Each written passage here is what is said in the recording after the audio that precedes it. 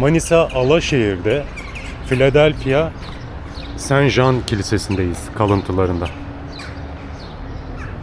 Bu bölge Hristiyanlar açısından çok önemli çünkü İncil'in Vahiy kitabında sözü edilen ilk 7 kiliseden biri. Asya'nın ilk 7 kilisesinden biri. Kilise sadece binayı, yapıyı anlatmıyor, aynı zamanda topluluğu anlatıyor.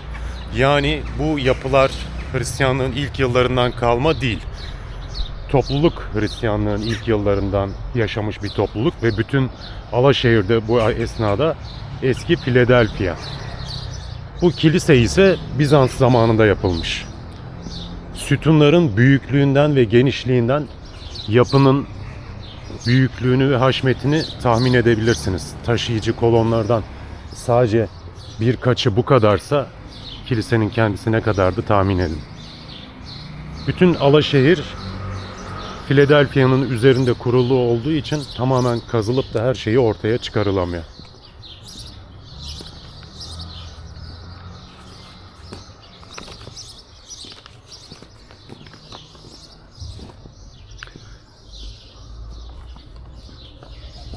Ege turumuzda burası yolumuzun üzerindeydi. Uğramak istememin nedenlerinden biri çok önemli bir tarihi yapı olsa da bir diğeri de kendime ilke edinip de yapmadım. Ama bu kiliseyle birlikte Hristiyanların ilk dönem 7 kilisesinin 7'sini de görmüş oldum. Herhangi bir Hristiyan olsaydı benim yaptığımı yapan hacı olacaktı. Bu da bir diğer sütunun temeli kalmış. Kent M.Ö. 2. yüzyılda Pergamon Krallığı tarafından kurulmuş ve Roma döneminde öylesine gelişmiş ki antik yazarlar tarafından Küçük Atina olarak anılmış. Bunun nedeni kentteki çok sayıdaki tapınak ve dini etkinlikler.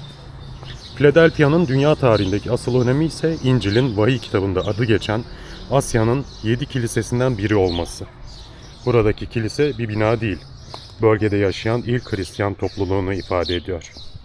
Günümüzde görülen Saint Jean Kilisesi ise çok daha sonra Bizans döneminde yaklaşık 6. yüzyılda inşa edilmiş. Kilise Havari Yuhanna yani Aziz Jean adına yapılmış görkemli bir bazilikaymış.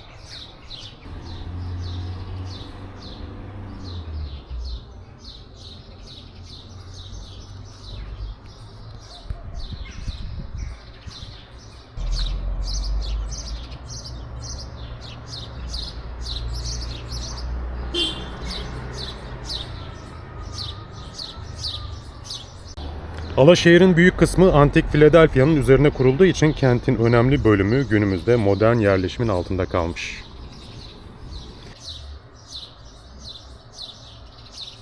Bugün sessizce duran bu 3 sütun hem Bizans İmparatorluğu'nun gücüne hem de Hristiyanlığın ilk yüzyılından günümüze uzanan bir inanç tarihine tanıklık etmektedir.